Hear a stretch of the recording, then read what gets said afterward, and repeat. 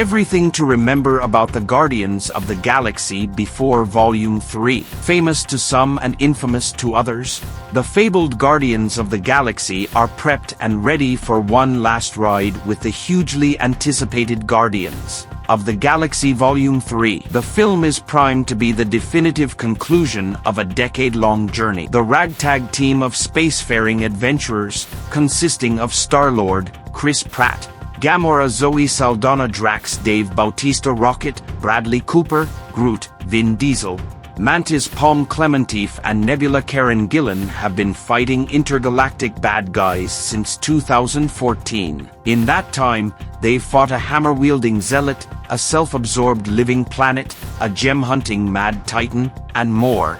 But not even those adventures can adequately prepare them for their next adventure. Guardians of the Galaxy Volume 3 is being marketed as the ultimate swan song for director James Gunn's beloved franchise. In the Marvel Cinematic Universe, the tagline itself implies this is the end, with the phrase, "Once more with feeling," as the Guardians prepare to face their fears, their pasts, and a bold new enemy in the High Evolutionary Chakudi Iwuji. It's fair to ask how we got here. If you've been searching for a comprehensive history of the Guardians of the Galaxy in the MCU up until this point, look no further, as we at Collider can quickly recap everything you need to know before Guardians of the Galaxy Volume 3 gets us hooked on a feeling one more time. Peter Quill becomes an unlikely leader in the first Guardians of the Galaxy. The story of Guardians of the Galaxy begins with the original film of the same name. Here,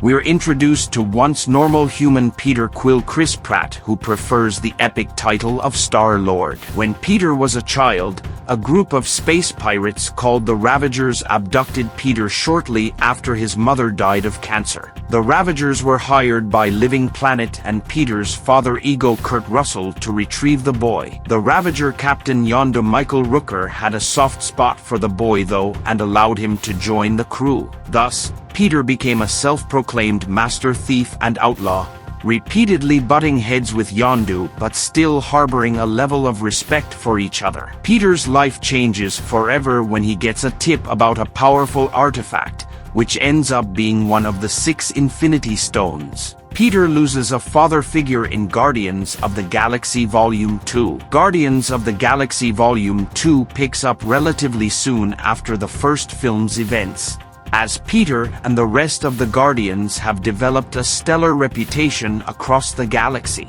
for stopping Ronan. That's not to say they still don't get into trouble. They do when Rocket decides to steal some batteries from the Sovereign Empire, a group of gold-skinned bureaucrats who see themselves as the ultimate lifeforms in the galaxy. While escaping the Sovereign, the team meets with Ego and his empath assistant Mantis. Ego quickly reveals himself as Peter's father and tells his son that he is part celestial, making Peter an all-powerful god. All facets of the Marvel Cinematic Universe collide in Avengers: Infinity War, and the Guardians find themselves in the middle of the conflict when they answer an Asgardian distress signal. When they arrive at the destroyed ship, they run into Thor Chris Hemsworth, who tells them that Thanos has already acquired 2 of the 6 Infinity Stones. Thor takes Rocket and Groot with him to get himself a new weapon, while the rest of the Guardians head to Nowhere, the base of the collector Benicio del Toro, who has the Reality Stone.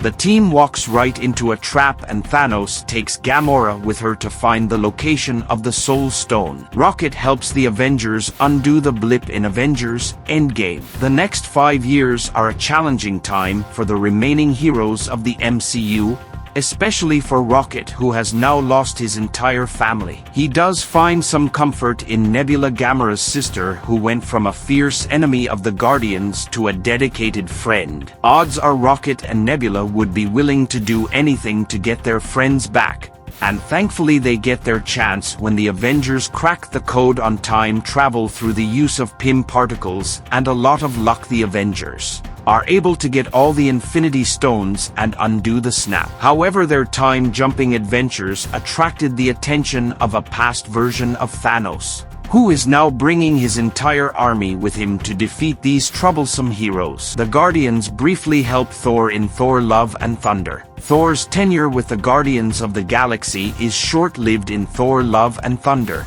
but they did embark on quite a few adventures in that time. Thor was perhaps a bit too overpowered for the crew, being able to eliminate entire armies as if they were nothing. Despite his awesome power and good-hearted nature, the Guardians were getting tired of Thor and his clear case of untreated depression.